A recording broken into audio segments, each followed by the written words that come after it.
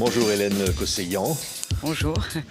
C'est effectivement un homme qui n'avait réclamé la gloire ni les larmes, comme le disait la chanson L'Affiche Rouge, écrite par Aragon et chantée par Léo Ferré. Cet homme va entrer au Panthéon, entre au Panthéon, est entré au Panthéon pour l'éternité. C'est évidemment Missak Manouchian. C'est un événement essentiel, important. Quel sens ? C'est une marque de reconnaissance extraordinaire. En fait, l'entrée au Panthéon de Missak et Méliné Manouchian, c'est un symbole, un hommage de la nation française à eux, bien sûr, aux 10 qui sont sur l'affiche rouge, aux 23 qui ont été arrêtés et à tous les résistants étrangers qui sont morts pour la France. Oui, il y a 3 étapes qui ont été marquées dans cette procession. C'est d'abord le génocide arménien, l'arrivée en France et puis l'engagement dans la résistance. D'abord, le génocide arménien, c'était important de l'évoquer aujourd'hui. Oui, bien sûr, parce que Missak Manouchian a été marqué à vie par ce génocide, comme d'ailleurs sa compagne Méliné. C'est un orphelin du génocide des Arméniens.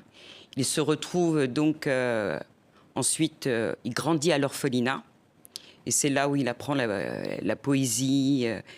Et puis après, donc, il arrive en France et il va donc dérouler sa vie en France.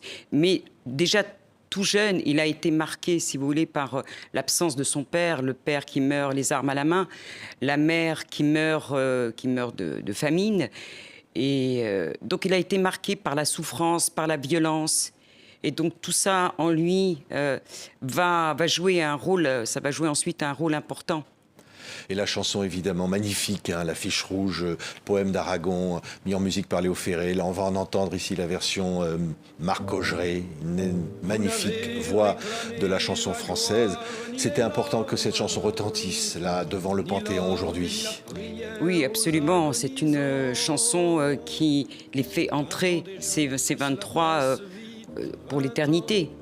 C'est quelque chose d'intemporel.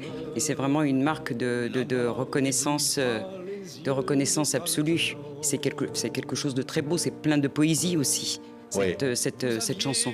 Ce sont des mots qui disent « étaient français de préférence ». Exactement.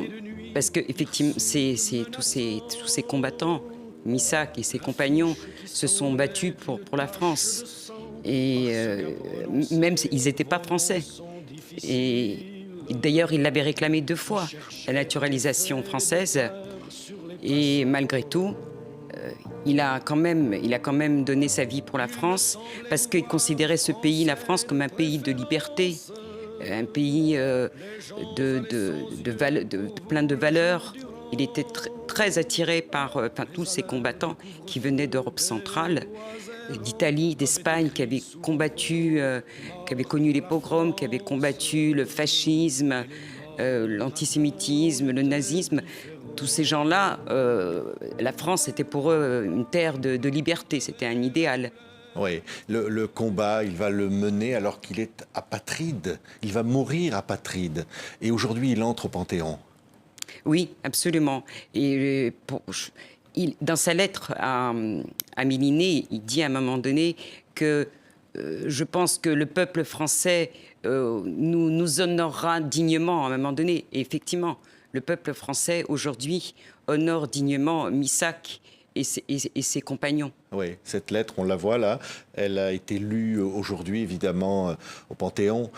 Cette lettre d'amour pour celle qui va le rejoindre et qui le rejoint là, aujourd'hui. Oui, alors il lui dit effectivement de se marier, d'avoir un enfant. Il dit aussi, chose extraordinaire quand même, il dit qu'il n'a pas de haine contre le peuple allemand. Donc il faisait vraiment bien la distinction entre cette idéologie qu'était le nazisme et le peuple allemand. C'était absolument extraordinaire. Oui, on voit, et là, voilà, c'est un livre qui s'appelle les commandos de l'Affiche Rouge. Hein. Arsène Tchakarian, voilà, vous avez travaillé avec lui dans c'est réédité chez Lithos Histoire en livre de poche. C'est absolument un document incroyable que ce livre qui fait des révélations sur ce qui s'est passé ou qui a trahi le réseau Manouchian, par exemple. Alors, Arsène Tchakarian, c'est le dernier survivant de ce groupe. Il connaissait donc, il était très très proche de Missak Manouchian.